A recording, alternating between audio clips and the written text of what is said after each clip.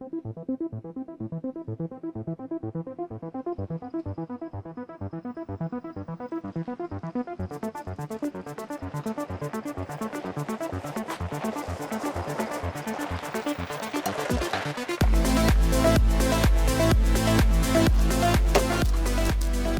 Ben here from Overland Trail Guides. We're going to be talking about my LX570. That would be a Lexus 2009. But before we get into all those details today, make sure you hit that subscribe button. And if you like what you see, leave a comment down below. And of course, if you're looking for adventures in the backcountry, hit www.overlandtrailguides.com. We have thousands upon thousands of curated overland routes in Canada, the United States, as well as Mexico. Let's go take a look at the vehicle. Okay guys, so this is my 2009 Lexus LX570. I bought it 2 years ago with 98,000 miles on it. I put about 25,000 miles on it since then. It's been fantastic. But what I want to do is give you a walkthrough of everything that's been done to it, kind of some of the benefits and some of that other stuff. And we're gonna have another video that goes over the 5 things that I love, as well as the 5 things that maybe I don't love so much. Hate is a strong word about the LX570, so make sure you hit that one as well. All right, let's go get into it. All right guys, we are at the front of the vehicle. Up front we have a Descent aluminum alloy bumper with some rigid fog lights. We did a complete video on this, so if you want to see the complete review on that, definitely check that out on the channel. We do have room for a winch, but no winch is currently in there. And down below, if you can see, we do have the skids in the front, and we do have a skid protecting the transmission as well down below. Like I said, that is in another video. So let's walk around over to the side, show you the tires on this bad boy. We have some Maxxis Razor mud terrains. They're just under 34 inches. I forget what the exact specs on these are. I'll tell you, they are 275/70 R18. So I'm running an 18-inch wheel. These are the SCS wheels. They are based in California. They make a lot of great wheels for Toyota vehicles. And I believe this is the, I think it's the SR8. I could be wrong. If I'm wrong, I will correct that in the video. Yep, it is the 8, and it comes in a bronze color. They've been fantastic. You can see they've definitely endured a little bit of abuse there. The one thing that I'm not a fan of, and I could obviously change that, is the valve stem.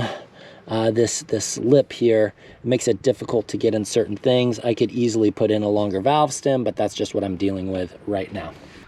And then of course, if you're hitting technical trails and stuff like that, you know, most of the time I'm on just dirt roads and fire roads, but you go to Death Valley, you go out to the desert, you hit certain places in the Sierra, you're going to encounter some rocks, and you want that extra protection so you don't get body damage in your vehicle. And for that, we have the Slee rock sliders.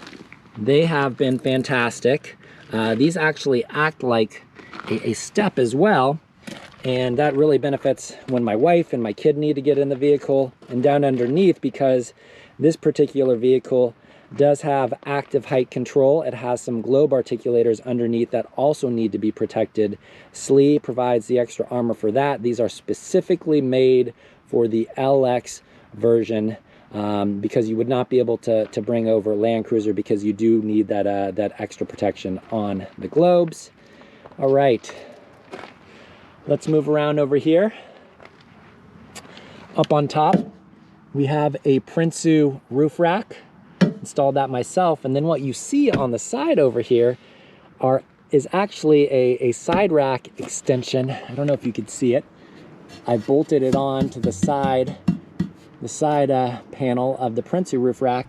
These are from Victory 4x4.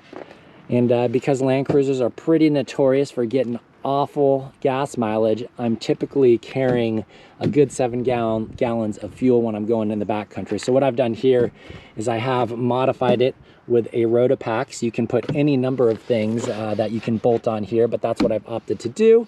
And how it is held under here I don't know if you could see it, but there is a Sea Sucker marine grade suction cup. This little pump that you can kind of pump in and out. One of them stays really well, and for whatever reason, the one on the other side seems to lose suction a lot. So about once a week, I go over there, pump it. I pump it a couple of times, and it is good. And then, you know, the great thing about these Prinsu racks, they are very modular. Obviously, I have a rooftop tent on top. We'll get into that in a minute, but I'm typically carrying a shovel right here. But I've been doing a lot of cleaning on the vehicle. I pulled everything out, just getting the vehicle kind of back to where it was before, and that's why it's not up there right now.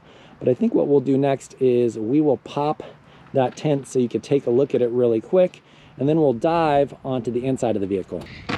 All right, getting up. I popped the latch off already. All right, and there she goes. You can see that she is lifting up. And this is the Columbus variant XL for extra long. It is a medium in terms of width. I believe it's about 55 inches wide, so you could fit 2 adults with tons of room in there, and you could fit 2 adults and, you know, a child in there, say a child 10 years old or younger before it starts getting really tight. Really fantastic tent. They're made in Italy. They've been making them over, I think, 60 years now. You buy one of these and you take care of it, and it's gonna last you like 20 years. The biggest thing is just taking care of the fiberglass, which is essentially like taking care of a boat. But if you do that and you take care of the fabric, good to go. Love that tent. It's fantastic. All right. Let's go take a look around at the back. I'll show you some of the stuff back here. So what we have here, notice some stuff coming out. What we have here are some ARB safari drawers. Like I said before, we are cleaning things out here. And we have the full-size drawer right now. I'm just using it, storage a couple things. I have most things in my garage. And then what I opted for over here was the fridge slide. So usually I have a 65-liter Dometic fridge on here. Strap it down with this, and then my power source is typically a Jackery 1000. When I'm driving, I will actually plug it in to the 12-volt lighter and power it that way while I'm going. But if I am stationary for a few days, and especially if you're in California in summertime and you're getting a lot of sunlight and warmer days, that fridge is going to use that Jackery battery quite quickly. I do have a Renogy, geez, I have to go up there and remember what it is, if it's 100 watt or 150 watt, but I do carry the plugs for that. I will plug in the Jackery, and that thing is really great at charging things up when you are not moving anywhere for a couple of days. So great stuff there as well. But going back to the safari drawers, not fun to install, but you know, they've been really fantastic. In addition to that, we also have the extra storage over here, a little bit dirty over there, excuse that. And then what I was thinking about doing, but I never got around to it, I was actually going to take some 80/20 T-slot framing, build it over the fridge so I can kind of create a nice little storage compartment over here. I could stack stuff neatly on this side without having to worry about it falling onto the fridge, because that is an issue, especially when you want to pull this out, things start to fall on it. So that'd be a nice little way to manage that. We'll see if I get around to it. And of course, to go with the safari drawers, I have the cargo divider. If you've watched any of our videos, you know that my son Thomas is riding in the back seat a lot of times, and knowing that there is a very heavy fridge back here along with a lot of other stuff, I wanted to keep him safe up there just in case we were in some sort of accident or rollover, anything like that. I can sleep well at night knowing that all the stuff that is back here, it's usually the stuff, the hard goods, you know, our clothing and stuff usually goes in the back seat. Not too worried about that hitting them. But something like a fridge hitting even me in a rollover could cause some serious injury. So it's also really great for packing as well. Allows you to kind of push everything up against there and pack right to the ceiling. So awesome, awesome stuff. All right, guys, I did want to show you one thing inside of the cab. Actually, a couple of things. The first thing is this 10-gallon water tank from Front Runner. So this is for all of our drinking water. The nice thing about it is that it actually has hose inserts on each side, so you could run a pump. I'm not doing that. I'm just working with good old gravity power. But it is really nice to have this. And you can see that I've modified my own little nozzle and everything here. And what I also do is I actually have a couple of straps. I attach them down here to where the chair is bolted down to the floor to ensure that this thing, if we were to get in an accident, it's not going to fly up and hit my son or hit me or anybody else. So it is nice and secure. That is not the case now. The last thing that I want to show you, and I think I'll get a better view up front, it's good old Husky mats. Yeah, you know, we're getting lots of dirt, lots of sand. These are essentially plastic. I believe they're CAD designed and laser cut. These are actually the Land Cruiser versions, but they fit perfectly for here. The only thing that doesn't line up is where the little hooks are, but they fit great otherwise, and they do a really great job of ensuring that I'm not getting all kinds of nasty stuff on the carpet.